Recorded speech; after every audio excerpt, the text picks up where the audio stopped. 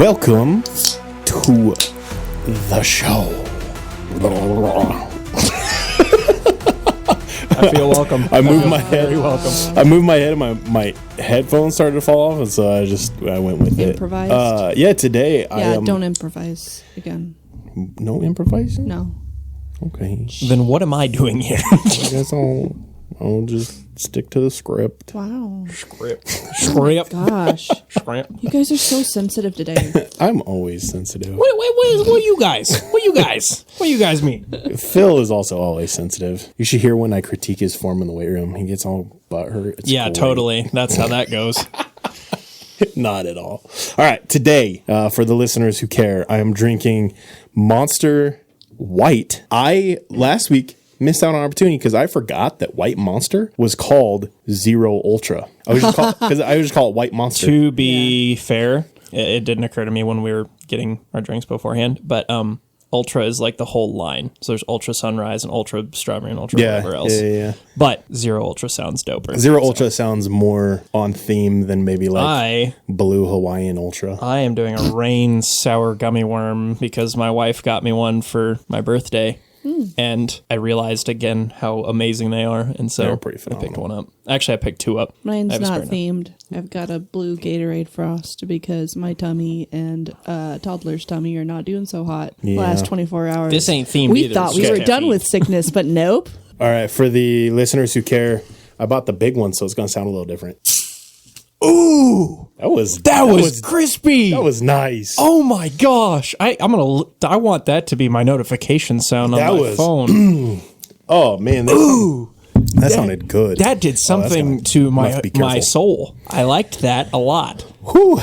That was some very nice endorphins in my brain. Juiced up. It doesn't really do it for me, but that's good that you guys are. Oh, that sounded great. You must not be addicted enough. That sounded great. Oh, by the way, to energy drinks? I'm not. I'm good where I'm at. It was great to listen to you have the can overflow again. Yeah, I didn't even drink an energy drink last week, and I still just. Yeah, that was the black cherry ones have been the worst. I had one. I got home last night and popped one open. Yeah, it was the black cherry. The black cherry is brutal. I popped one open last night and it literally just spilled all over the floor. Yeah, it was like there was like 10% more liquid in that can than that can is supposed to hold. For real, I swear. Yeah, like it was an absurd amount. And I've never complained really about like caffeination, but like carbonation. Yeah, but like. Bro, it's violent. Too much. It's violent. Scary. It's violent. If you get it down to like the last like 5% of a can, and there's no other noise, you'll just hear pop. Yeah. I have to be careful because if Courtney or Bennett are asleep, it'll wake them up from the other room. Man, it's not crazy. Not literally. Clear American. When has that ever happened? I was joking. Clear American. I love your sparkling waters. I don't like any other sparkling waters. I love yours, but bro, half the carbonation. Half. Just dial it back a little bit. Someone's gonna get hurt. Wow. It's not a threat. It's a warning. Don't take that as a threat. Oh my gosh. I could hurt you. In the ancient days of giants, when the earth was wild and free, a creature roamed the valleys, cloaked in mystery. Is he born of angels' blood and man, a Nephilim so tall, or a shadow of the fallen, yet he the maker's call? He's a biblically accurate Bigfoot, with a lineage from the skies. Not a myth or legend, but a truth that never dies. Is he a remnant of the Nephilim, a titan standing tall? Or does he have the word of God upon him, the last to hear the call?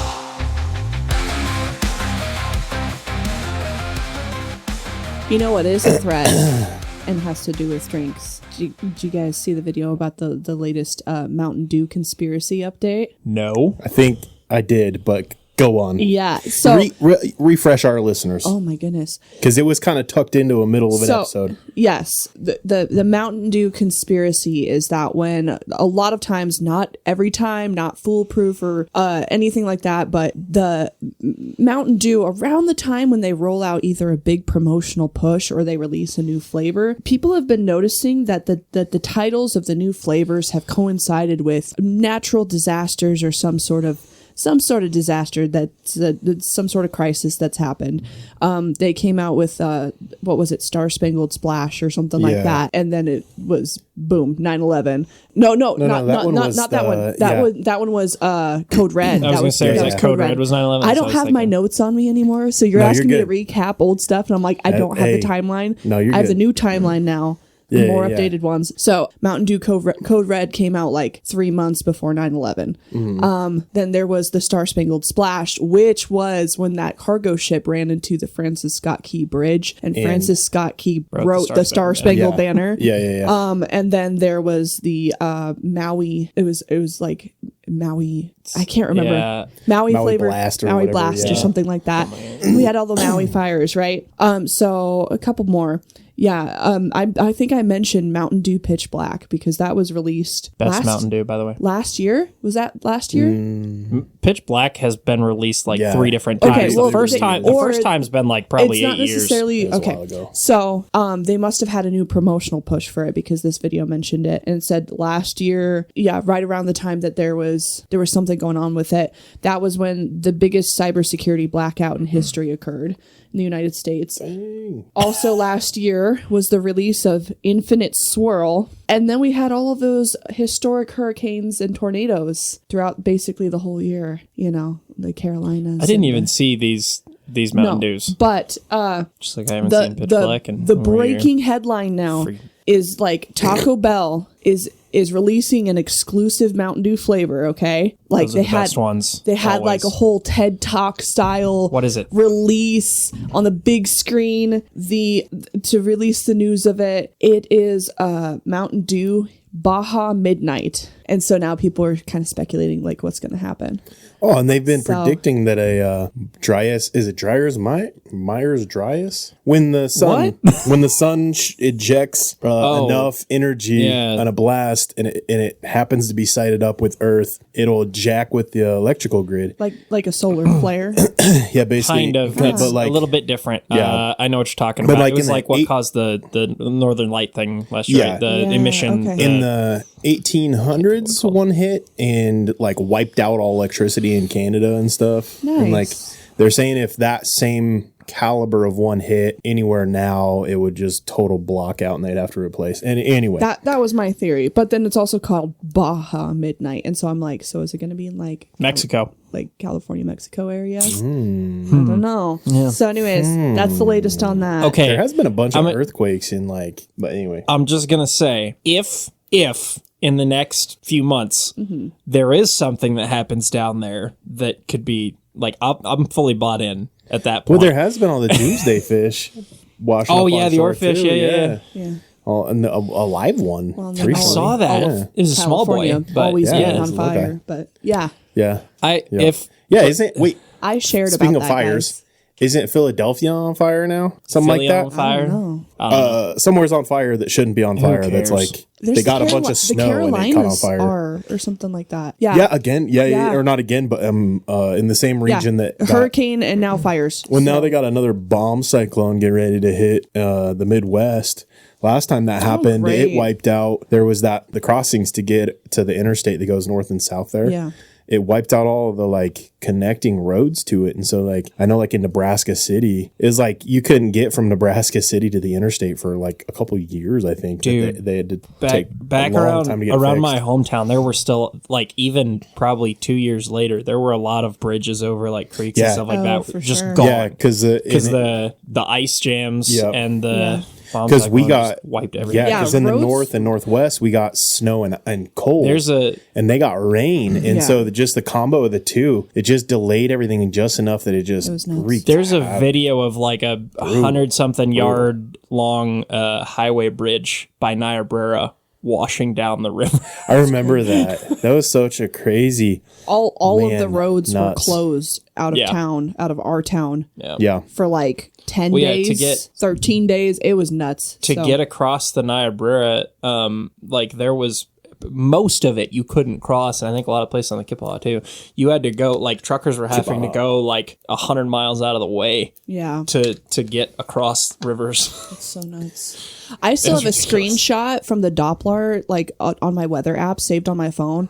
It just looked like a land hurricane.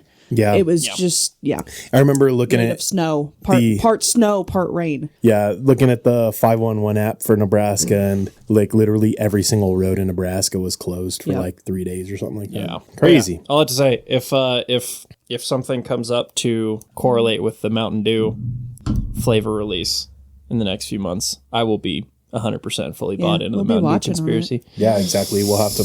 Yeah. Yeah. That's So all I had. But no, you're good. I wanted to open today very similarly to last week. So You're off I to a got good to, start.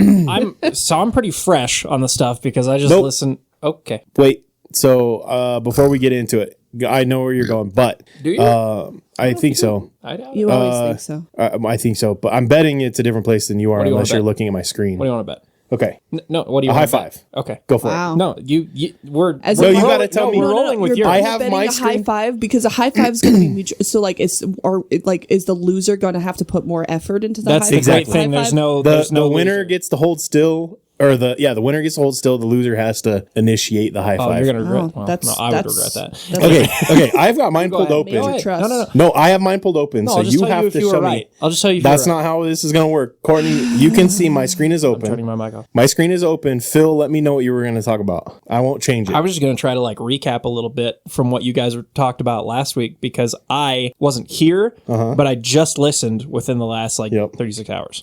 So incorrect. What?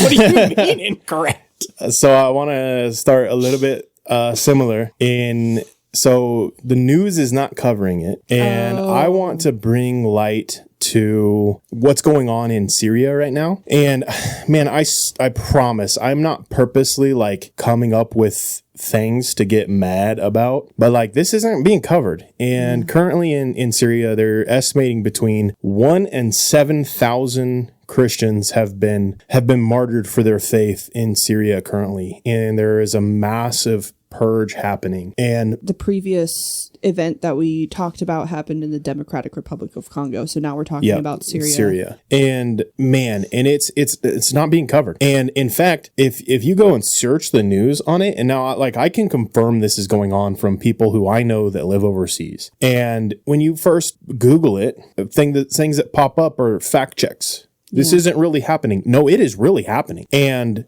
thousands of Christians have been martyred for their faith so far. And this is a very real thing. It is very real happening. And I don't know why our news and our media is trying to prevent it. But I mean, I'm thinking along the lines of what's going on in the UK right now. And they're literally arresting people for even the scare of a sentiment against Muslims, especially if they're Christian, in fear that they're going to become radicalized. If you're an American citizen and you post things, quote unquote, hate-filled against Muslims, and you go over to the UK, they can arrest you for the stuff you posted while you were here in America as an American citizen. They have it to written in visit their the laws UK. now. And so, I'm seeing unfortunately, it's too extreme now because I love Lord of the Rings and I read 1984 last year. there, right, and there hasn't been a case yet, but they just passed this law mandate thing.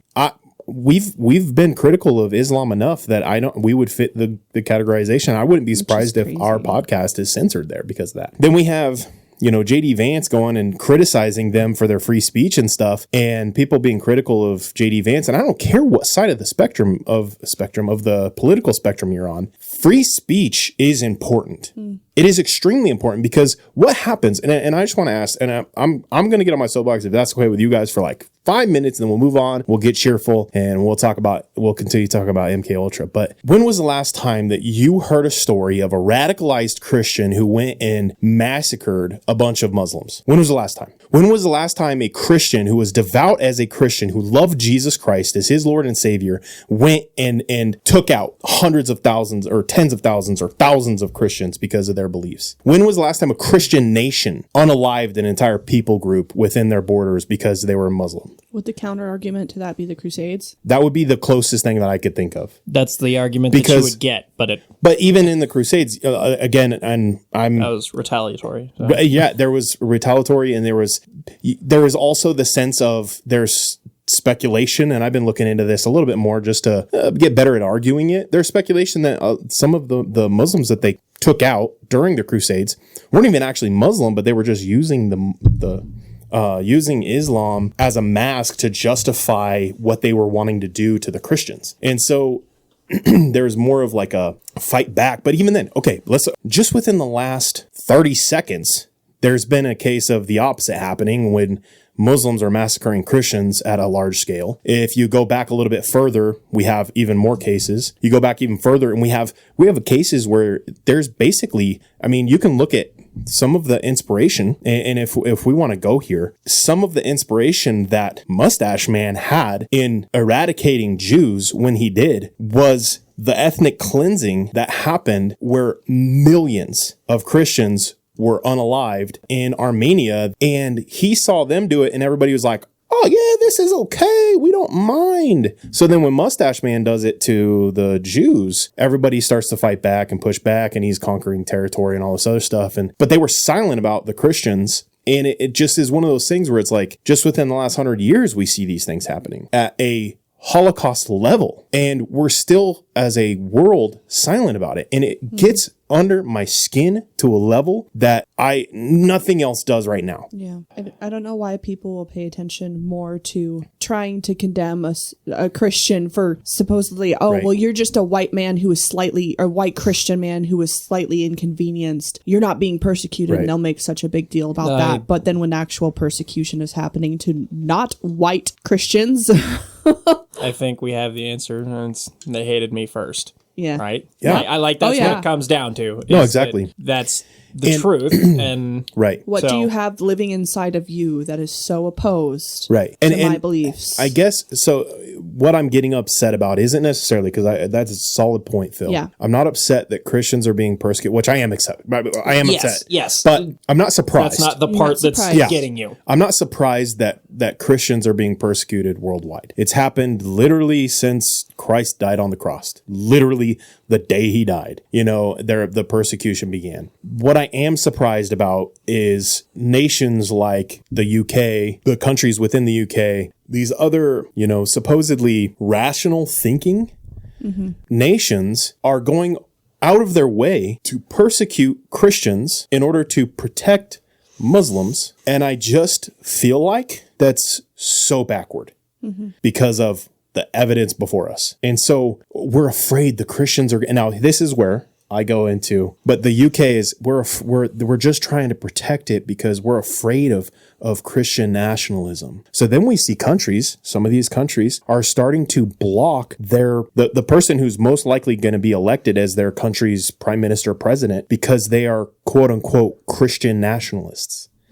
And so they're starting to determine that Christian nationalists are full of hatred and full of anger and malice. And the reality is, like, at what point are Christians allowed to be fed up? Because the narrative for everything else is you don't get to say no, that this people group is not being suppressed or discriminated against. You don't get to say that. They get to say that they're being mistreated until it comes to our our beliefs.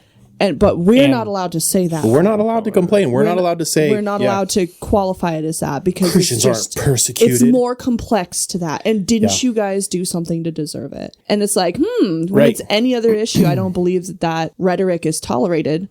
But I mean, it just goes to show, like, and people are surprised. Are you for love? Right. And people are surprised that in a nation like America, where we do have a lot of Christians. We have a lot of people who claim they're Christian that are not Christian as well. A lot. I'll just say that. Yeah. But we shouldn't be surprised when people begin to quote unquote fight back, not physically, but in other ways when we stand up, when we turn the other cheek. Like this. We do what Jesus told us to, and we stand our ground and we turn the other cheek. And we offer them up our left. And what we're saying is we're going to stand our ground. We're going to fight for this country, but we're going to do so as, the gate, not as the aggressor in this. And so we shouldn't be surprised when the Christians do start to stand up and say, hey, no, what you're doing is not okay. But again, I think as Christians, we're called to turn the other cheek. And I want to be careful because I know I've shared that in this podcast before. That doesn't mean just being a punching bag. That means standing your ground, but doing so in a loving, palm open way, in a loving way, but still asserting and not just being a punching bag. But I've seen a few of those videos because you sent them to me too, and I don't know why, especially on stuff like that. I still just go to the comment section, but just to see what the vibe is, Yeah. And I saw plenty of people commenting, "I'm a Christian in Syria, and this is not happening. This is a lie." Very obviously a bot account or someone who And it's just like the fact that that's even allowed to be posted. Whether or not the truth, like whatever the truth is behind it, the fact that that's allowed to be posted. But that's not taken down as misinformation. But or that's the thing, though, as not empathetic. But I would actually argue, though, and call me crazy. You're crazy. I would actually argue that I would prefer that be allowed than that media companies get to determine what they're going to censor. That's true. And I would rather everything be free and available because free speech is important. And that's where it kind of goes down to is as Christians, we should argue for censoring speech. And then all of a sudden when we're being censored, like it is in UK, being surprised that speech is being censored when we were the ones trying to censor speech. And so I think we need to be careful with that because there is a line.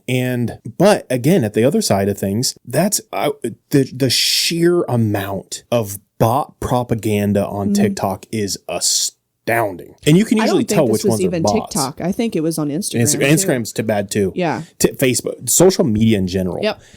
That's where the dead internet theory comes into play. Don't go hang out on Reddit. Don't. Right. But that's where you'll get mad. That's where the dead internet. The dead internet theory is coming into play where it's speculated that up to 40 to 60% of the internet currently is just bots. Dude. TikTok. And so views, comments. We could go off on a branch, but let's stay on topic right now. That's the dead internet theory, and I think we've shared about that in the past. And if not, maybe we'll touch on it again. I'll go through my notes and figure out what we've shared on that and what we haven't. But I've bought into the dead internet theory. The more it's propaganda, it's propaganda machines. And the more that I look into MKUltra, the more that I realize these propaganda machines are countries, not individuals wanting to spam the internet. It's they're paid and bought by countries. And man, propaganda. I shared on Facebook about just before we leave the topic, the last occasion that this happened with the Democratic Republic of Congo, and you started off by saying Courtney and I had a little disagreement, and it was just about how you posted about the religion of Islam and just like the way that you were saying it. I prefer to not outright be like, hey, this is why I'm against Islam. I mean, we have friends who are Muslim and stuff too, and they're very nonviolent. They're fine people. And we love them. So I'd rather not have that be in my rhetoric out of the gate. I'd rather just report, hey, this happened in the Democratic Republic of Congo. It was by a Muslim terrorist organization. I don't know if I can say those words. If you need to bleep them, that's fine. It was by a Muslim group. Hey, guess what? This just happened in Syria. It was by a Muslim organization. Right. Reporting the truth. Yeah.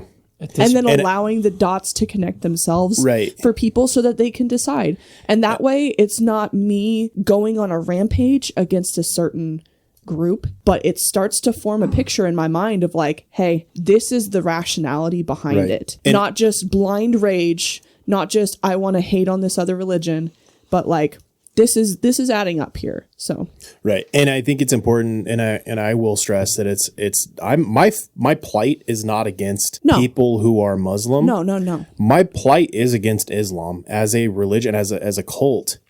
the tenets you of look the at faith. you look at the roots of the faith and look at who created the faith and the things that he practiced, bro.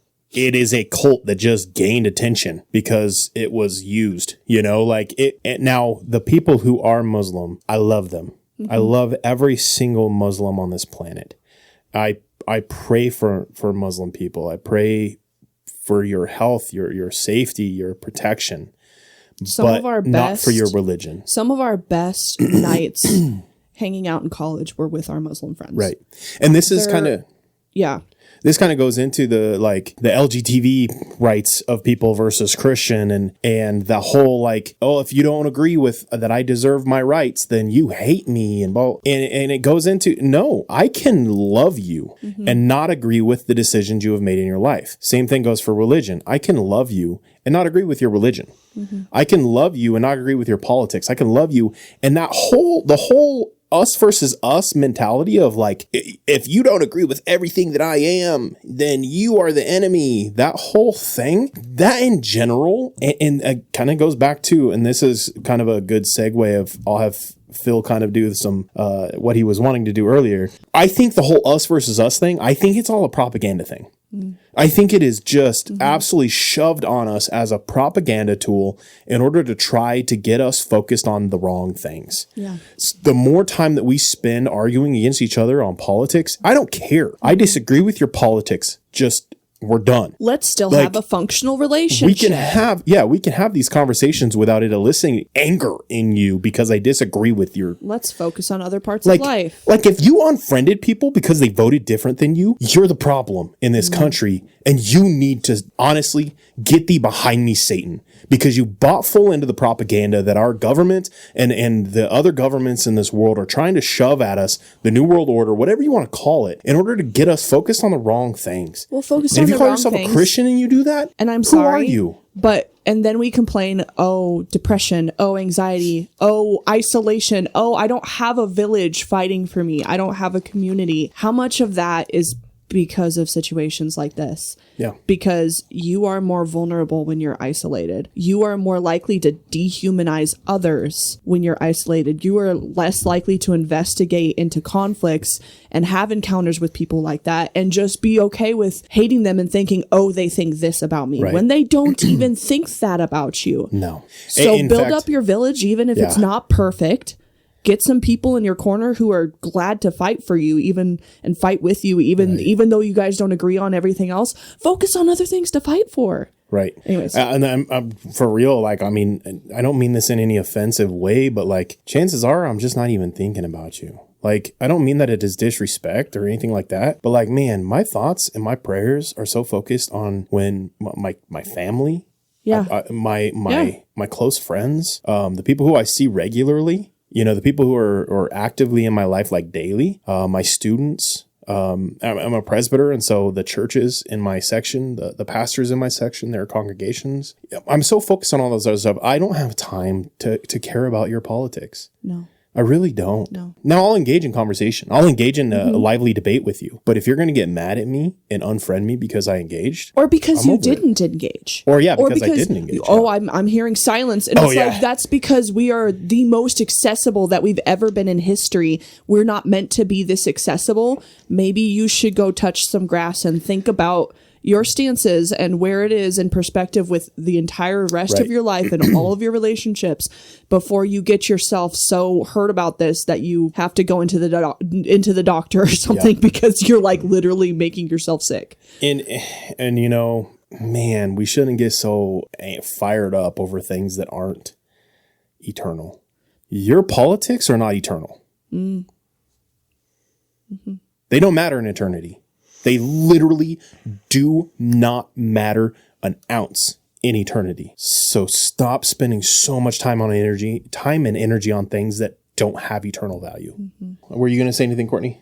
I think I was just going to say, wow, I've never been that blunt and open about this on this podcast before. I'm a little proud of myself. I'm proud of you too. Yeah. We'll sound like me. We'll see what makes it in. But I'll put the whole thing in. And it's not even for the sake of politics that I'm getting passionate about it. It's for the sake of, I see the isolation and the mental health issues that it causes. And the fact that we know what it's like to feel alone and not have to have those expectations of having a fuller circle of family and friends around us. Right. You know, and having that support system. Yeah. And when people do it to themselves for silly reasons like politics, it gets me hot and bothered. So Yeah. I like it. All right, Phil. we're not even going to get to MKUltra. We're good. we still got plenty of time. Honestly, this will be perfect. Phil, go ahead. Good. Have at it. Okay, Get into so it. Recap. basically, after listening to you guys talk about the lead up and all of the things that led into MKUltra and how that came to be, Wasn't it just such quality conversation at 11:30 at night? you know what? was I great, enjoyed right? it. I enjoyed listening. It was kind of cool to be able to listen and not feel the need to contribute to something that you already had pretty well covered. And I thought your dynamic without me was good. That said, I'm very glad to be back. Thank you guys for the birthday wishes on the podcast. That was nice. Of course, man. I didn't get a meme. I'm sad. I'm hurt. He went to bed You are after. a meme. Okay? Your shirt has a meme on it. That's true. Oh my gosh, it does. It's the one that Matt got me. Oh my god. Matt got me that one. Okay. Anywho, okay, so what I got to thinking about was Tanner, you kind of requested that I look into one thing that you were curious about but didn't have time to get into because you were already quite overloaded with MKUltra. But basically, the one that you requested I look into was the Tuskegee experiment, which I think is one of the more well-known unethical experiments in U.S. history. Courtney, are you familiar with that one at all? I mean, I remember the phrase.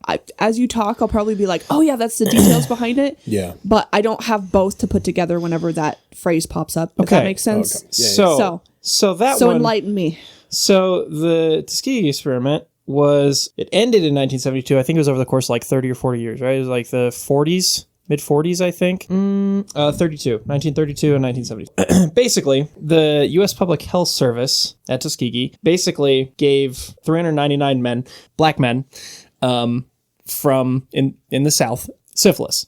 He gave them syphilis. And let it go untreated for 40 years. And didn't give them the option or even let them know that it was an option once there was a reliable and known cure for syphilis. Oh, They didn't even let them know that they could get it. That one's just, pretty cut and dry. That one was, that was messed up. No, Like okay. 100 of them died as a result of it. I was gonna say There was would be quite a few a lawsuit died so fast. And the crazy thing is, by the Today's day and time, age. by the time the study was done, like it was a very, very, very easily treatable. Yeah. Yeah. There was, And they still. I said cure. I meant treatment. Yeah. But Yeah. They didn't even let them know that, we, by the way, we've fully developed treatment now. And like, you can pretty much live your normal life without this. Did you say it was a specific race too? It was black men. I think of all. course. It was either all so, or yeah. almost all. Like the vast majority.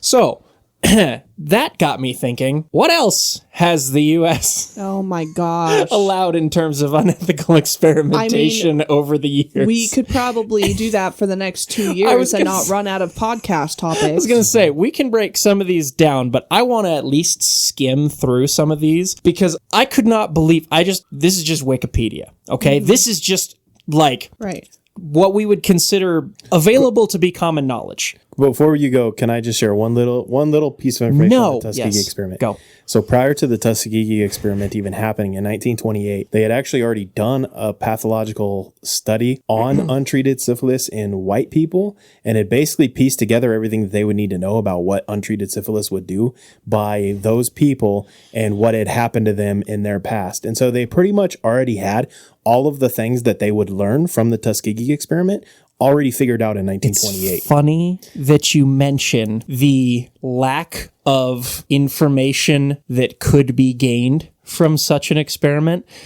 because that's not the only time that was the case. I don't remember. Yeah.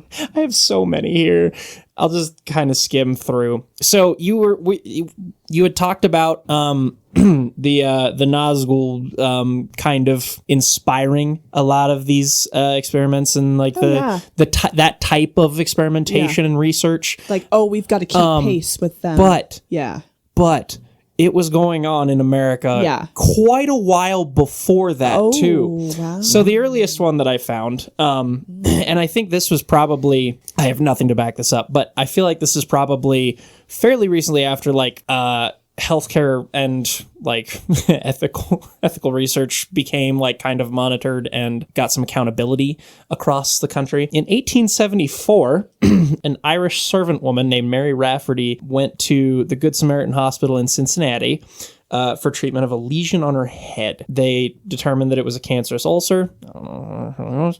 And so the doctor there, Roberts Bartholomew, was like, ooh, look, research opportunity. So once he had her brain exposed, he inserted electrodes into her exposed brain and dosed her electricity to gauge responses, reactions. There was nothing about this was meant to be treatment. This is strictly like, I just want to know what happens. And so it caused, for one thing, an awful lot of pain. She was crying and exhibited great distress, it says. And then at some point, she was sent into like basically a seizure, lost consciousness, and started convulsing. And then she went into a coma, eventually came back and was complaining about vertigo and like just feeling off. And then shortly after, I think she passed away. And then, the American Medical Association was like, yeah, you shouldn't have done that. And once again, gained basically nothing from it. It was just, I just want to see how this goes. Right. So a similar thing. Where was that one? Because for a period in history, Irish people were seen as subhuman too. Yep. So the stuttering one, or the monster experiment. Did you ever happen to come across that one? So they took a bunch of kids that had speech developmental issues and put them with kids that also didn't. And so they split them up into two groups. And the one group was basically given encouragement and like treated nicely. And then the other one was just completely berated and like treated awful. And they wanted to see, if that would improve or like make it worse, the stuttering problem, and didn't really fix any of it. So they just left a bunch of kids with horrible, and it induced stutters and like worsened the condition of a bunch of them. That's crazy. So that was kids. I can't remember what age group that they were. But let's see. In 1896, at what is now Boston Children's Hospital, a Dr. Arthur Wentworth performed spinal taps on 29 young children without the knowledge or consent of their parents, just to see if it would be harmful. wow. That was a great one. San Quentin, 1913 to 1951. The chief surgeon there, Leo Stanley, performed a wide variety of experiments on prisoners. This one's graphic a little bit. Trigger warning, I guess. You keep laughing. Dude, I can't believe that this stuff happened. Yeah. This one's actually ridiculous. So this guy really liked doing testicular implants, including from executed prisoners into living prisoners, and then attempts from rams, goats, and boars into living prisoners. I don't know why. That was over the course of almost 40 years he was doing this. Wow. So that was, there was so much more ahead of that led into that. And the fact that it hadn't been, there was no accountability up to that point still. Like you did bad, slap on wrist, bad doctor. And then all of a sudden it's like CIA enters the chat. Yep. And the Navy. Wait, when did the CIA, when was it founded? Do you know the answer to that? I want to say it was like, the CIA originally started out as the OSS during World War II as a means of counterintelligence to Germany, and then it eventually morphed into CIA. It became the CIA September 18th, 1947. Okay. So before that, it was OSS. Same thing, but just called OSS. Yeah. And that was during World War II. Okay. Wow. So let's, on the thought of the theme of when you think your government wouldn't do it. Think again. Yeah. I think. Yeah. I don't know if it's his saying, but Wendigoon definitely has something. Yeah, it is. Yeah. But yeah, I've heard a trending audio paired to many videos. I feel like maybe it was Reagan who originally said it or something like that. But Reagan said we're from the government. We're we're here to help. Yeah, right? that's the most terrifying. Yeah. But the whole like, Remember, kids, next time you ask yourself what the government... next time you think the government wouldn't do that. Oh, yes, they would. I love how cheery he says it. Yeah, He's just like excited. Yep. So MKUltra, we'll just get into that now. Last week, kind of leaving off, we talked about a lot of Jolly West, a lot of the things he was doing, but I didn't get into a lot of the like more specific details. And so Phil kind of gave a trigger warning, I'm going to go ahead and give another one that this one gets a little bit more intense than last week's episode will be. Did you find out anything about like any of the other people that were involved, like from the government side of things? There's quite a few, and frankly, they're all just copy paste versions of each other. Okay. Basically. Shady suit guy. Yeah, all of the so just kind of break it down a little bit of what MKUltra was. Let's just like define MKUltra. I know we talked about, appreciate that. It was Project Bluebird in the 50s, and then it morphed into Operation Artichoke in the late 50s. I think I made a Pokemon joke. Yeah, and then it became MKUltra, and then eventually MK Search, and then whatever, there's the chance it was, a lot of people theorize it became what's called Operation Monarch after that. Operation Monarch, and I will have to say this, and this is all, everything in this podcast is allegedly, it's for fun. This is just to make you laugh, because if you don't, you'll cry. But most of this is also like... Project Monarch, there's been a lot of people who came forward who have said that they've both been scientists as well as victims of Operation Monarch. But according to our government, it doesn't exist. So we'll just put that out there. So technically, officially, Operation Monarch doesn't exist. But that's most people theorize it evolved into. MKUltra was actually divided into 149 sub-projects. Those sub-projects were things like creating Manchurian candidates, erasing memory, sleep deprivation effects, things like, can we control people? Can we, one of the specific ones was they were trying to see if they could get enemy agents, people that they knew belonged to the enemy, to confess to things that they didn't actually do. I've heard that that's a technique that has worked out for them. So there was, So there was a specific one of the 149 projects that was specifically aimed at trying to get innocent people to confess to sex crimes. Wow.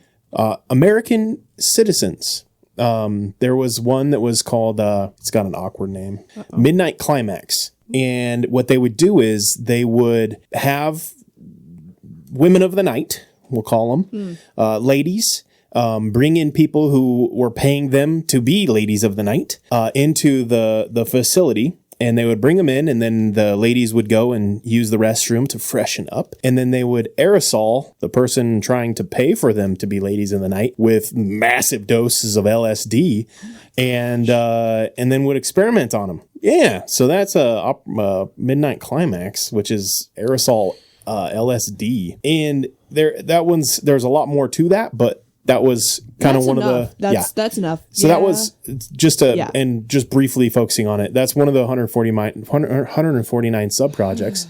And this is official. This is real. This is actually part of what the CIA did disclose. 4 of those projects were specifically catered and directed at projects focusing solely on children. So not only was our government lying and experimenting on innocent adults who were, just rando citizens, but also they had 4 projects that were specifically focused on children. What's up? Did you do anything? So I'm assuming you're going to get into the specific projects, or at least some projects. A little bit? Yeah, we will a little bit. Did you come across Subproject 68? No? This is my favorite one. Oh. I'm just going to give a quick mention on this one because it plays so well into like my favorite topic. So this one was in 1957 by I assume Dr. Donald Ewan Cameron of the Allen Memorial Institute in Montreal, Quebec. And the experiments here were designed to, this is just from Wikipedia, first, de-pattern individuals, erasing their minds and memories, reducing them to the mental level of an infant, and then to rebuild their personality. Okay, okay. yes. I actually Okay, you did get this. Yes, but it's All right, perfect. but it's so much further beyond that one project. This is a whole series of some of the 149 projects. And so going back to the 149 subgroups, those subgroups then had specific projects like that. So using like electrotherapy and things like that were part of those were the sub project, and then underneath that were the actual experiments, and there were thousands within each subcategory. So you're looking at one specific, right? And I'm going to focus on the actual subcategory. Okay, sorry, I'm not trying to interrupt your flow. I was just excited to have something to contribute. Yeah, no, that's perfect. No, and since you brought it up, that actually will. I'll go ahead and talk about that one because the head, the leading institution that they did this stuff at, one of the kind of the main project that they were trying to do was erasing personalities. Right. And this took place at Ravenscraig, McGill University, which we talked about last week. And then the other one was Oak Ridge Mental Institution. And so basically these were two different subcategories, many experiments even taking place within those locations, hundreds of locations within each subgroup. And these are two of the main leading ones on that, on the rewiring, basically trying to create new people. So the guise of it originally was kind of what they presented as like what we're doing a study on is people who had mental disorders. Like, let's say in modern day, they were bipolar, had personality disorder, maybe were manic, depression, maybe the autism. You know, there's so many modern day things that we can categorize and they can receive therapy and stuff like that. So what they were trying to do instead was to delete the part of their brain that caused those things. So like if somebody had PTSD, they wanted to delete what caused them to have PTSD. And so one of the leading forms of this was electrotherapy. Obviously, they use different drugs and stuff like that. So there was electrotherapy. So the leading scientist at Ravenscraig, basically what he was doing was long-term memory rewriting. So when people were criminals or basically like in the mental institution because of, experiences, what he would do is he would electroshock therapy, shock the brain so hard that it would cause them to forget. Yeah. Now, this electrotherapy, sometimes the sheer amount of dose that he would give them and call them doses. So a dose is like a bzz, like that's a dose. And he had like patients that he would give thousands of quote unquote doses. And there was one patient and actually not even one patient, many patients, but there was one patient who came out and was explaining what had happened to one of their family members. But they would do this mass dose on them, and then they would have to sleep for 30 to 60 days afterwards. And so they would have to so they're literally just shocking their brains to the point where they forget everything. And then while they're sleeping, and then subsequently after they wake up, they would play videos and audio to try to develop a fake personality.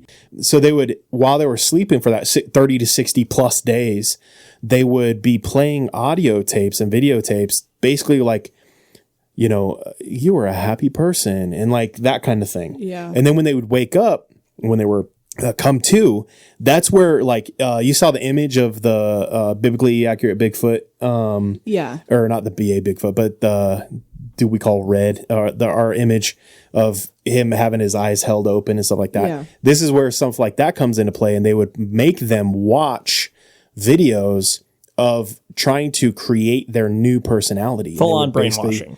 Force them to watch videos and to try to create a new personality. I'm remembering those scenes from Lost.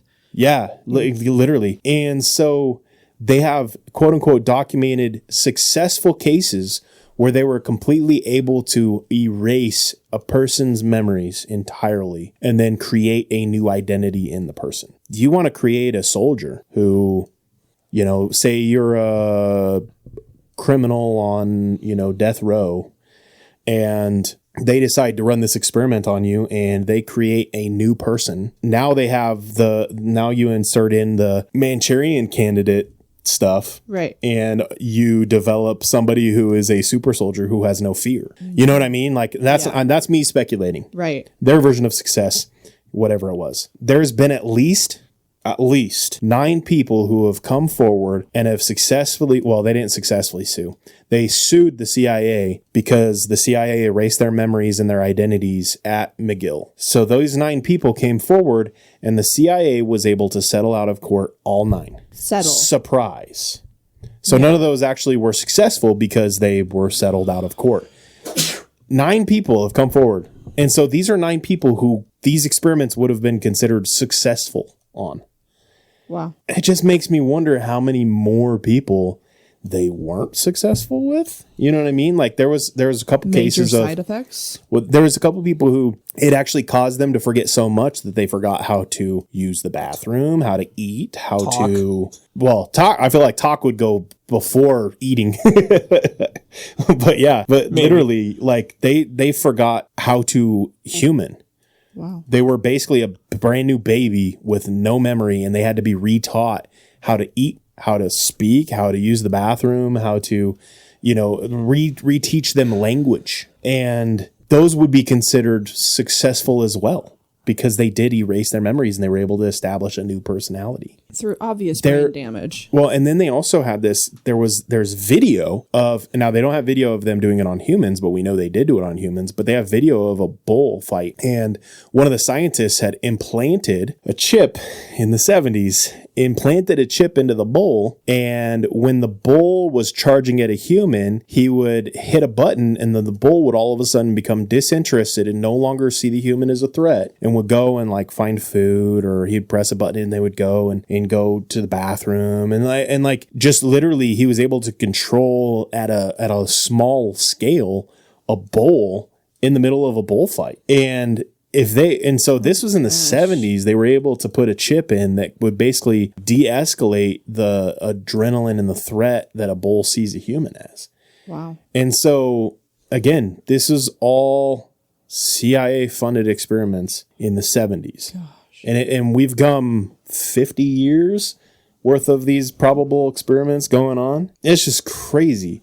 But what I wanted to share a little bit about before this was, and I forgot to because I put it in my notes later, but it's documented that kind of what started the MKUltra experiment path, what kind of like led to it, was that they were looking for a means of top secret disposal of subjects because they didn't want to have to be just murking and unaliving everybody that they experimented with, or that they tried the mind control Manchurian candidate things on, or that their problem was they were having an issue of disposal. So that indicates that they were just taking out all the people they were experimenting on prior to this. And then they created the trying to wipe memories so that they could then start to just wipe the memories. And they were constantly rebuild them and reintegrate them into society. And the whole point of it was trying to seek easier and easier ways to wipe people's memories. It wasn't see if we can wipe people's memories. It was, as MKUltra progressed, finding easier ways to wipe people's memories. What's the easiest, most efficient way to get rid of a person without ending their life? Right. But yeah. Wow. And then the other side of that, we talked about a little bit last week, is they're trying to create soldiers who, if they were captured, couldn't divulge secret information because it was blocked behind a quote unquote paywall, that they weren't able to dispose of them. Whew. Yeah. And so some of the experiments, the ones that they did on kids. So of the 149, 4 of them were specific towards kids. Yeah. However, the other 145 weren't necessarily not involving kids. Exclusive like this to one, adults. Because this one involved kids, but it wasn't one of the exclusives. So keeping that in mind, there was 4 that were exclusive to just kids, but that doesn't mean only 4 of them experimented on kids. And so what they were trying to do, they were using electrotherapy, but then they were also using different chemicals and drugs. So the government at the hearing, because all of this kind of came about in the 70s at that hearing, and at that hearing, actually, before I get into that, was there anything else on the specific one that you wanted to share since now? No, I don't I've think laid the so. groundwork? I thought it was kind of funny. You were talking about the way that they would reprogram people. Apparently, the sensory deprivation method they used was blacked out football helmets strapped to their heads. Well, yeah, and then they started building and then actual having the messages, which I think it put speakers in the helmets. Yeah. So that it was that was the only sensory input they were getting. Yeah. Gotcha. And then they started developing the actual sensory deprivation chambers that we have today. I was going to say, because you would feel the weight and the pressure of the football helmet, so that's not perfect sensory deprivation. You'd have to be laying down, Yeah. And so the sensory deprivation is in and of itself its own line of experimentation, and now it's available for public use and like this public thing, but like they discovered that long ago in the CIA. So if there wasn't anything else specific on that, so continuing then the government at this hearing, they released a list of 125 drugs that the Army had tested specifically for mind control. So they didn't even release the full list of MKUltra, but just the ones that the Army had been using during that time of MKUltra. Because as you guys remember from last week, prior to it being MKUltra, there were separate programs that the CIA and that the military were using. Then they all decided that there would be this big, huge one slush fund. Then they would all pull out of, which was called MKUltra. So it wasn't just CIA. The MKUltra was CIA, Army, Navy, Marines. It was all of them were using MKUltra money. And I'll get to the money in a second. But the Army released a list of 125 drugs. Okay. See if you recognize any of these drugs. So there's LSD, there's BZ, which was the super LSD that we talked about last week that would cause like 4-day long super duper trooper LSD trips. Yeah. There was cannabis, there was alcohol, there was masculine. Have you ever heard of that? And then this one caught my eye, adrenochrome. Oh, why does that sound familiar? Adrenochrome is the new thing that we've been talking about that celebrities are so interested in, of captivating youth. And so then they would frighten little kids, because adrenochrome is our bodies secrete adrenochrome when we're afraid. That's right. Yeah. And drawing that out specifically from children. That's the new thing. To stay youthful. But That's you right. can get adrenochrome from individual. Anyone. But they were using that. That's one of the listed 125 drugs that the Army was testing for mind control.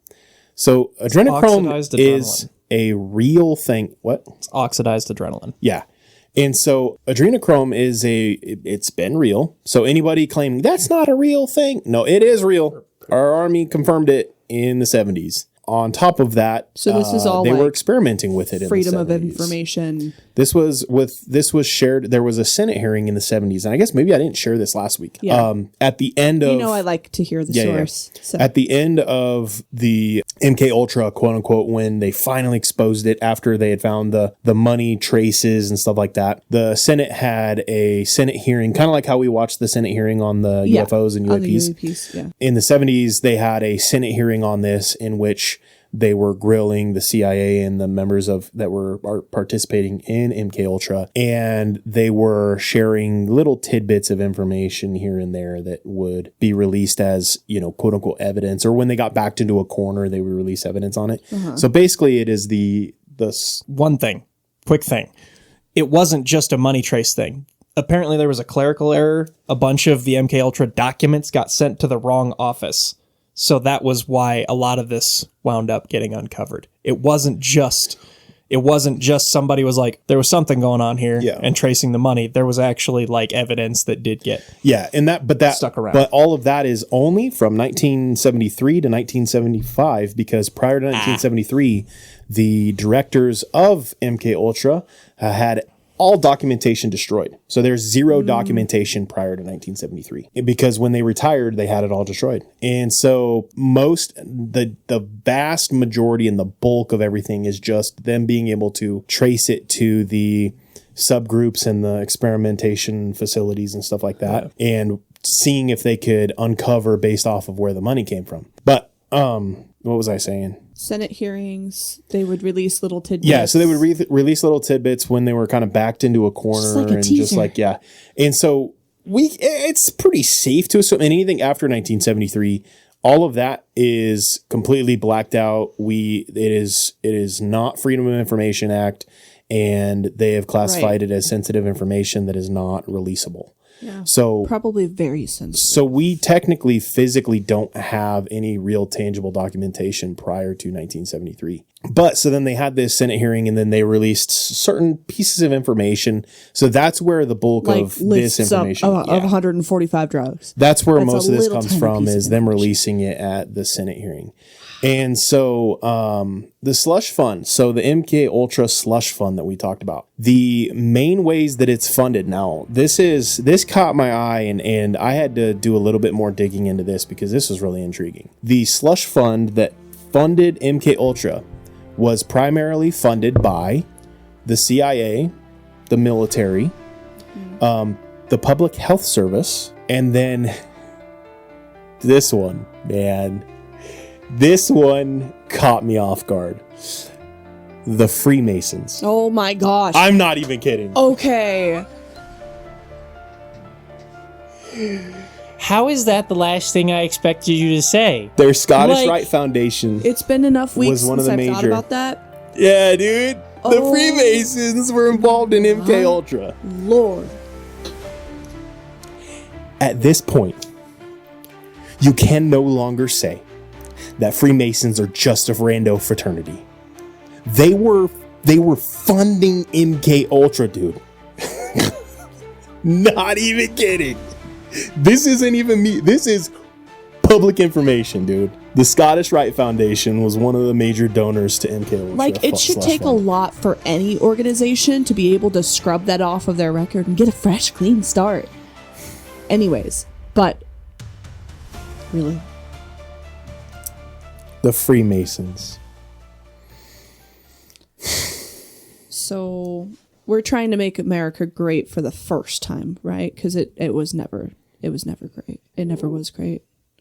Yeah. Never. And all this goes back to, and kind of sharing back to, this is all like stuff that we were pointing the finger and calling Germany and calling Russia and now today, like calling China and saying you guys are evil because you're doing all this stuff. And our government had subcategories that were specific to kids. There was one instance, and now this is where, okay, you can be like, well, they were experiments, but the people knew what they were getting into. No, they didn't. Dude, come on. The bulk of this stuff, they had and there was one scientist who during the Senate hearing was like, well, did you let them know that you were going to be giving them a dose of LSD? And he was like, well, at the time this experiment existed, they wouldn't have even known what LSD was. And they were like, well, did you explain it to them? And he's like, well, no, we just said that it was a mind-altering medication. LSD, described as a mind-altering medication. What? Or you could pull that. We can't divulge that information because to a certain extent it would compromise the experiment. But even as Phil kind of explained, kind of going into this a little bit further, there was a woman, this is another documented case, where the woman went into the ER and she was claiming that her boss at her university made her sit in a room lined with leaves, and that he had slipped her LSD. Leaves like from a tree. Leaves. Yep. Okay. Tree leaves. Okay. And they in the emergency room was like, this is just a druggie. Like she's just using. We're gonna write her off. Like, she's crazy. There's no way. Like, whatever. Well, now we know that this was actually called the Ames Leaf Room.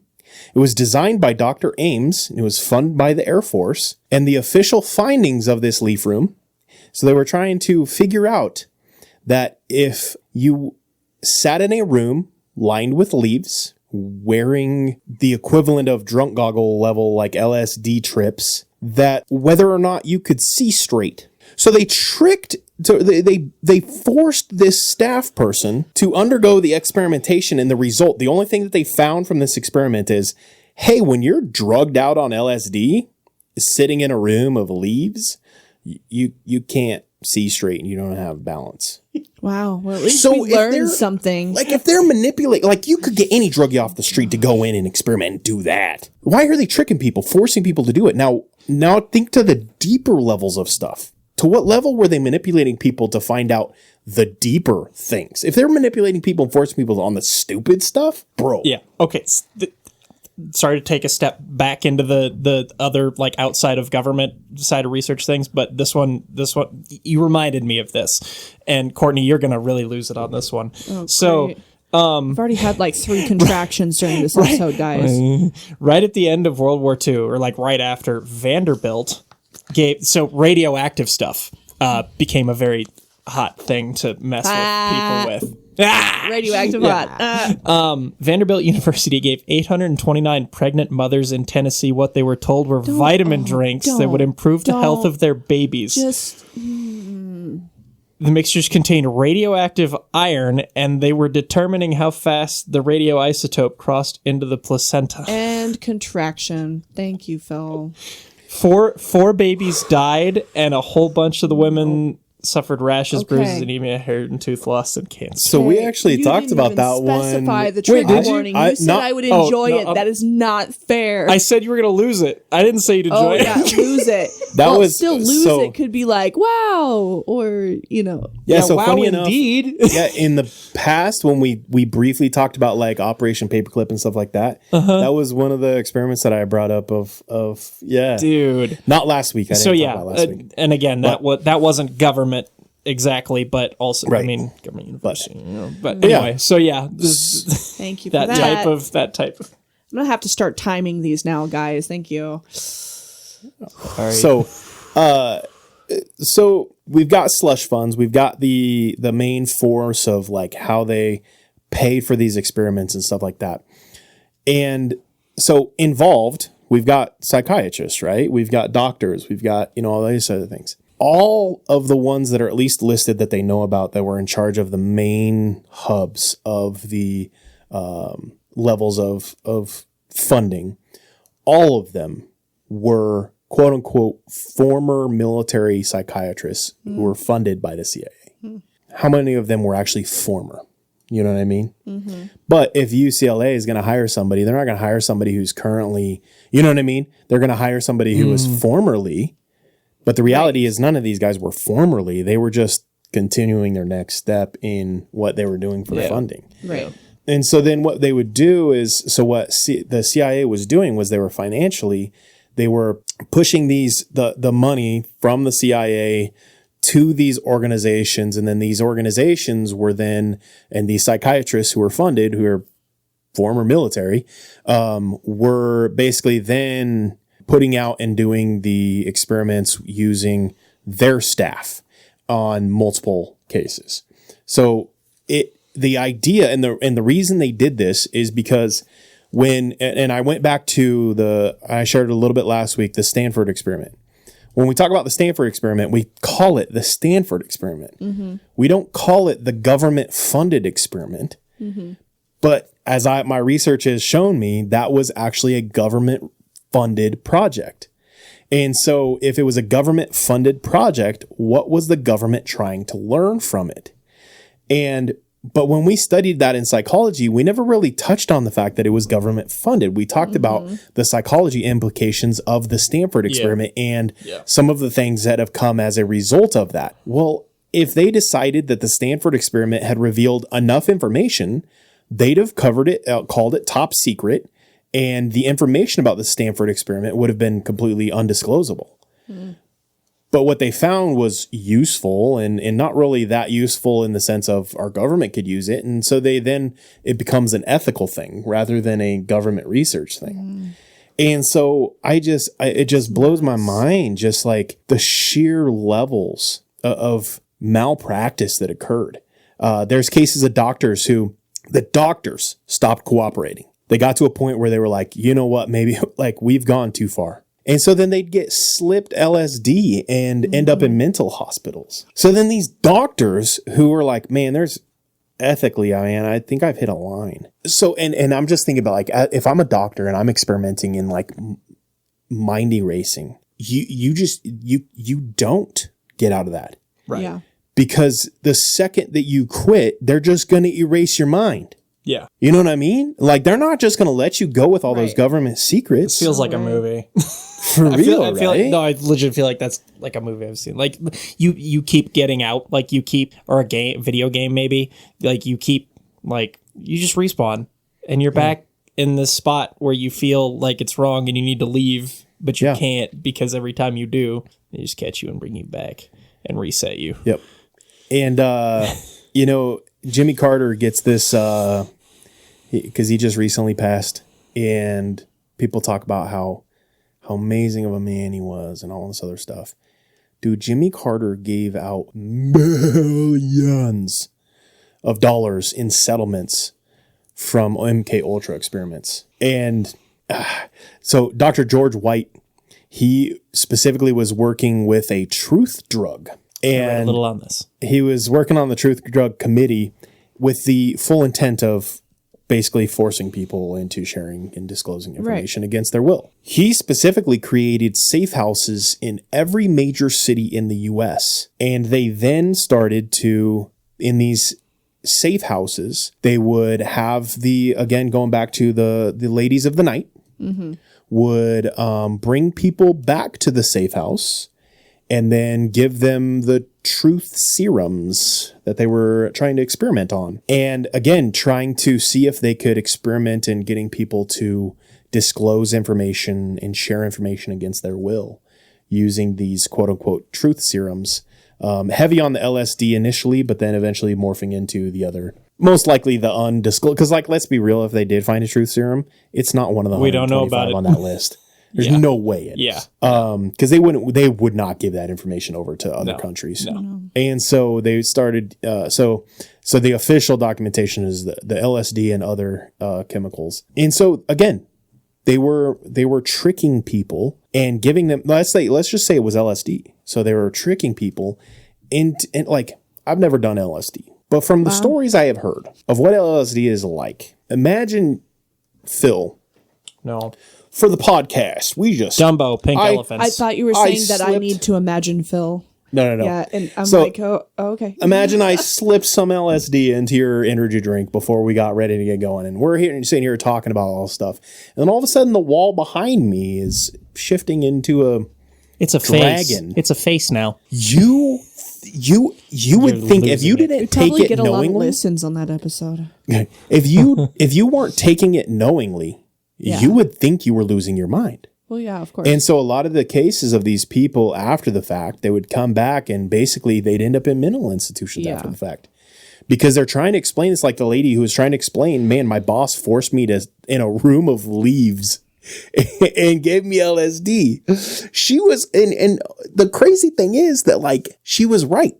Her boss did slip her LSD and then force her to sit in a room with leaves. But imagine not knowing because she didn't, because she was one of the like, it was her boss. So she knew. Yeah. She was in on the experiments. Her boss forced her and slipped it and didn't let her know. So now imagine not even being a part of that. And all of a sudden, like, you're tripping out. And then all of a sudden, these people like kidnap you and start experimenting on you. And then you get out. Two things I think of.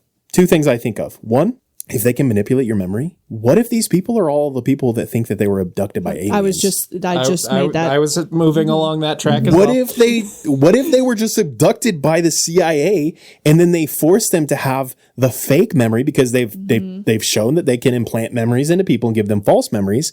So they implant memories of them being abducted by the CIA. Now, in the biblically accurate lore, we've determined, we've kind of threw out there, well, what if they were abducting them and they were doing experiments because they're trying to isolate the Nephilim gene? And so what if these are people that are specifically, linked to the Nephilim gene and in the alien abductions, they're doing sex experiments on them.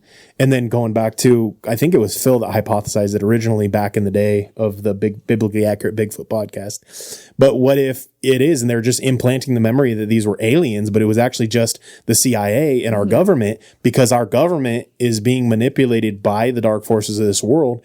And so they have this ability to change their memories, and that the whole concept of aliens doesn't even exist, that it is actually just CIA operations. Tahiti. MKUltra. Tahiti from Agents of S.H.I.E.L.D. MKUltra. Yeah.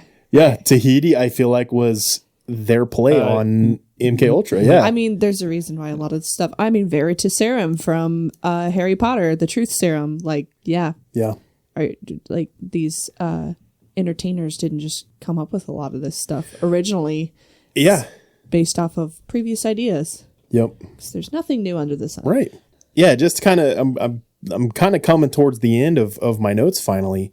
But there's one more where Reagan, again, a president that we all hold, so pure of a soul. Great. Reagan himself approved a project called the UCLA Violent Project. So they specifically took sex offenders, put electrodes in their brain and tracking devices on their ankles, and going back to the bowl, it was a real life version of the bowl. Wow. And so they would track them, and anytime they went into areas where they weren't supposed to, give a little redirection. Mm-hmm. And this was approved by our government, and the UCLA did it. Which, the thing is, I could see, just based off of what I see on social media and people's opinions, I could see a lot of people jumping on board with that. Right. Because the hatred towards SA offenders and stuff is pretty strong lately, which, I mean, but there are certain ethical lines that I still would not cross. All of like MKUltra. Yeah. So kind of going into this, so kind of continuing with the UCLA Violent Project, there's, dating back to the 50s, there's cases of our government putting electrodes and eventually chips in brains that can control, that were controlled by radio waves. So these electrodes that were controlled by radio waves in order to change people's behavior by putting it in different parts of their brains. And it eventually, you can only imagine that was going on in the 50s. That was 75 years ago. And we're all talking about how, Elon Musk has this chip that can, give, whatever. I'm just going to throw it out there that I know we're all thinking it. We've all probably talked about it. But if Elon Musk has this thing and it's public information now, and they've been doing this stuff since the 50s, I think it's safe to say that our government had created brain chips, brain implants long before Elon Musk did it. Yep. Elon Musk is heavily, and I like Elon. I think, I don't dislike him. I guess I should say. I don't necessarily like him. I just don't dislike him. But dude has a lot of government contracts. Mm-hmm. Just saying. And not Trump contracts. I'll just put it out there. It's been presidents in the past as well. What are some of the other things that he's getting funded that maybe aren't, and public? Yeah. And so we've been on this earth long enough, Jesus. It's okay. Just come on back. No, for real. Before I close today's episode, I wanted to briefly share. So just literally, I think like on Monday or something like that of this week, Joe Rogan had Ian, the dude from Cancel This Clothing Company, had him on his podcast, and they got into a lot of the government conspiracy things like that. Highly recommend go and listen to it. Ian is one of the most canceled, he straight up just doesn't even post his stuff really on TikTok anymore, because every time he does, his account gets banned. And he's got but anyway, so he originally started the same way we kind of did, in that just started digging into this stuff. And the more that he found, the more that it outraged him. And he started to platform it and build it and continue to grow it. But his stuff is in short form content. He mostly puts out 1 minute long videos on, social media and stuff like that. He digged into the BlackRock Vanguard, State Street stuff, and he got, yeah. But anyway, awesome interview on the Joe Rogan podcast, and they got into the Jolly West stuff, and kind of going back to last week, just man, a lot of people are talking about this same stuff right now all of a sudden, just out of nowhere. And we literally had decided we were going to do MKUltra before all this stuff just started popping off, and now it's I feel like it's gaining some steam. Yeah, that reminds me I need to listen to the Chase Hughes episode on Joe Rogan too. Yeah. My mom keeps telling me. Sorry, Mom. I'm excited about the fact that some of this stuff is gaining steam, because I hope that people, because kind of the whole point of us even doing this is, man, I last week I talked a lot about it, but diving into MKUltra has changed my brain. It's changed the way I see the world. And man, I feel like my prayer life has improved, because and kind of even going into what we talked about, bringing this whole episode full circle, man, if stuff doesn't have eternal value, you know, and everybody and their dog is just full on engulfed in politics right now. Yeah. And the more that we get engulfed in politics, the more that I start to go, this is propaganda. And so much of this stuff, like the articles that CNN is coming out with, it's just like, Trump's gonna, militarize this, blah, blah, blah, that. And then on the other side, it's like, I can't believe people are so, and it's all just geared to get you focused on the wrong things. And I think that, they've talked about, I think it's C.S. Lewis.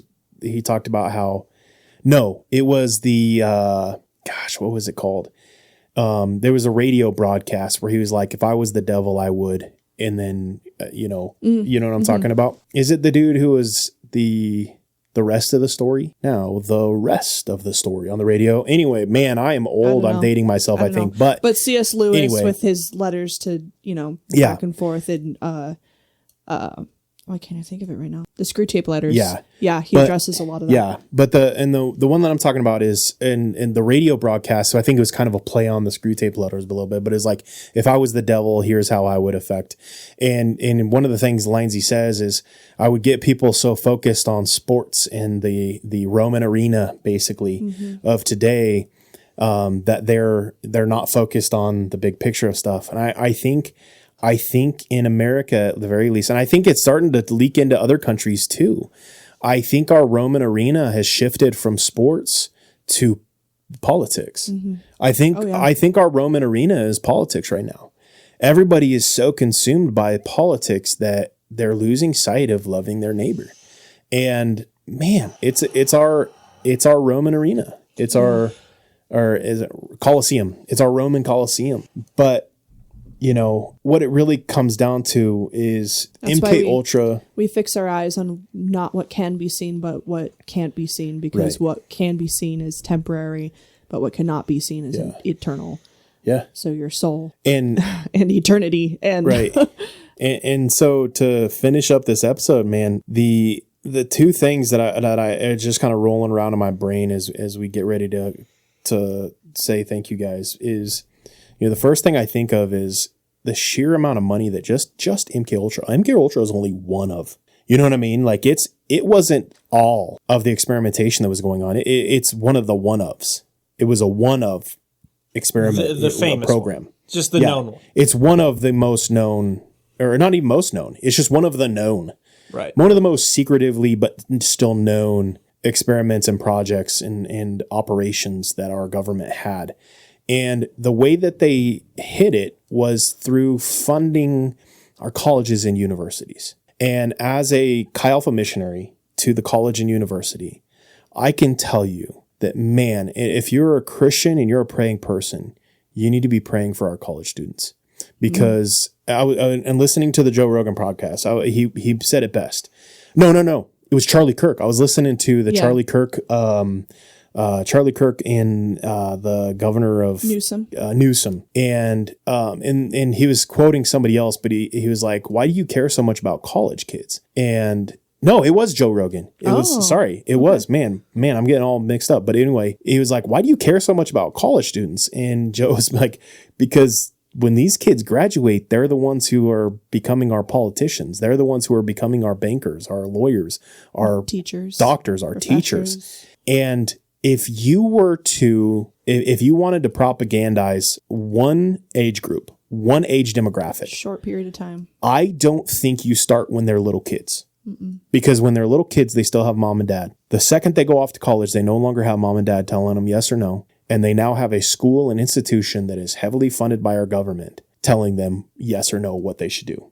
And so pray for our college kids because, and as somebody who works on the college, man, they have become a dark place. And so I think, and this is why I pray, why my prayer is that I think revival will come from the college because I think God is a God of meticulous planning. And I think it's one of the ways, and we talk about how in the plagues, how they were specifically geared towards the Egyptian gods. I think that the more that the New World Order, the government propaganda, the more that they try to target college students, I think God is going to show no matter what you think you can do, man, revival is going to come from this. And I think it's just that footnote, And so to leave on a good note, I think revival, and I do buy into, I think the next great revival that sweeps across our nation is going to come from our college students. Which is why I write towards that demographic too. Hey Phil, have you read my short story? I'm getting through it. Okay. It was getting a busy through week. it? Is it that much of a task? No. I'm making progress. That's good. Good. It'll be out soon. It is great. I read through it and I couldn't stop reading it. I had to. Phenomenal. I didn't want to. Sorry, had to plug myself a little bit. Yeah. Hopefully. Don't apologize. Yeah. Next week, maybe Good. we can.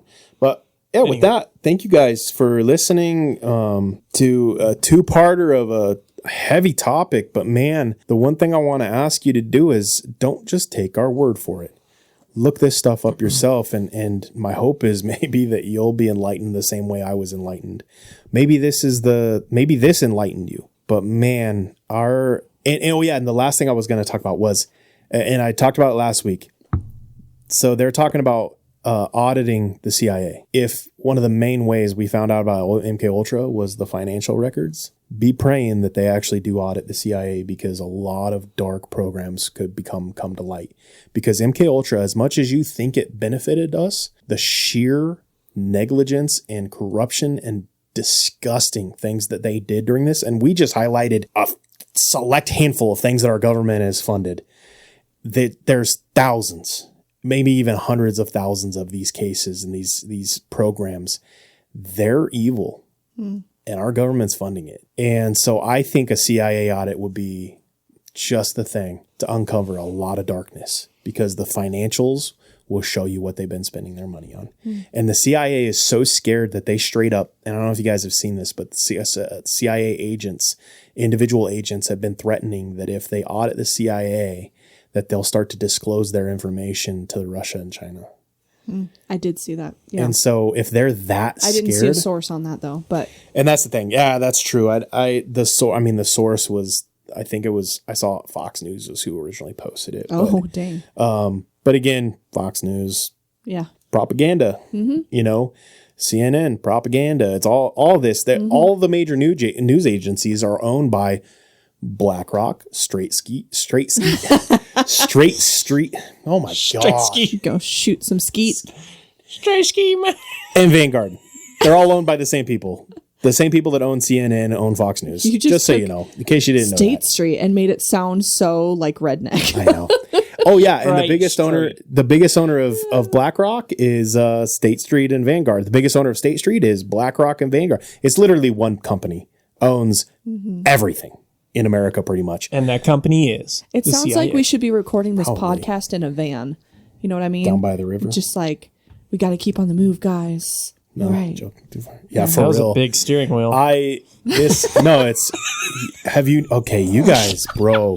You need to go watch some old Chris Farley You and come back guys, to me I next know week. what that is. Okay, thank you. Of course Anyway, I know what that Phil is. needs to go watch some You Chris guys. Farley. Don't and take with that, Phil's words for both of ours. that's true. With that, And don't take our word for any of this.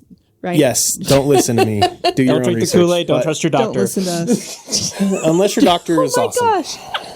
I've got two cool doctors They might in my give life you radioactive that I prenatal. trust. I actually trust two. I'm two 35 doctors. weeks pregnant. I'm very much going to trust my doctor. I say Thank I've you. got Yeah, two. you're good. Yeah, find a doctor you trust. I wasn't talking to you. Have the hard conversations with your doctors. Anyways, thank you guys so much. We love you. Thanks for listening. Do your own bye. research and okay, bye. So long.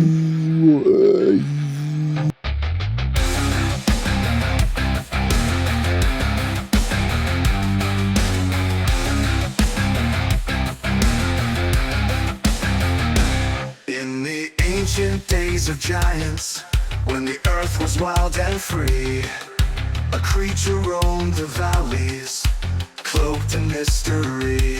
Is he born of angels' blood and man, a Nephilim so tall, or a shadow of the fallen, yet heeding the Maker's call? He's a biblically accurate Bigfoot, with a lineage from the skies. Not a myth or legend, but a truth that never dies. Is he a remnant of the Nephilim, a titan standing tall? Or does he have the word of God upon him, the last to hear the call?